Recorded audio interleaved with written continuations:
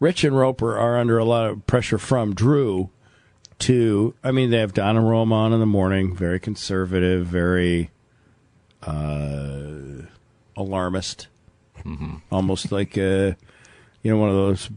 Don's like one of those guys that has a bunker in Montana, filled with rifles and that kind of.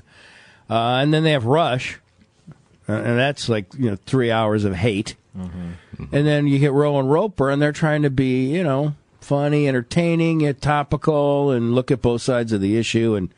And Drew's always on their case to be more conservative, right? Yeah, not to be not to poke too hard at the audience that's already been created by the time we get there, right? And the thing is, it's not about poking hard. It's about, I look at it like this: just entertain people and make them laugh. And if somebody, like if a guy calls and he's a goof, the guy's a goof. Yeah. If the guy's makes a great point, whatever the politics of it are, if they make a great point, they make a great point. If they're a goof, they're a goof. Yeah. But so they're under a lot of, there's a constant battle going on. But when I'm there for some reason, I can do whatever I want. It's the most amazing thing. So, and nobody says anything, but so like when I'm leaving last night, Drew gets up and Tracy gets up, and they're like, "Oh, thanks for 2 great days of radio." And as soon as they say that to me, I'm thinking, "Oh my God, poor Ro. He is going to pay the price for this." Well, and I said this to Steve off the air. I'll repeat it now on the podcast because it's like that scene from Bonnie and Clyde, where it's at their end of the movie, and not the shootout scene that's coming.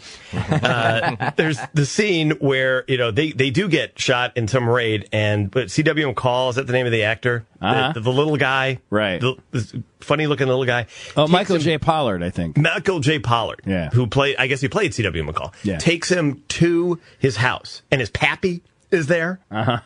And his pappy is like, "Oh, welcome you boys! Come on, look how pretty you are!"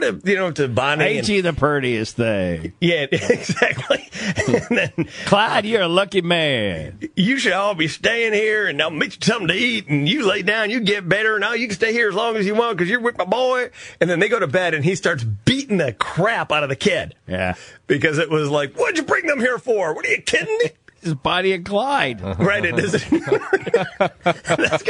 That is sort of what happens when Steve's there, is that they're like, "Oh, Steve, you are just the best. You are a genius. We should just do whatever you like. You can talk about how much you love Obama if you like." And then they take me into him. "If you let him talk about Obama and blame somebody, what are you doing? I will fucking kill you."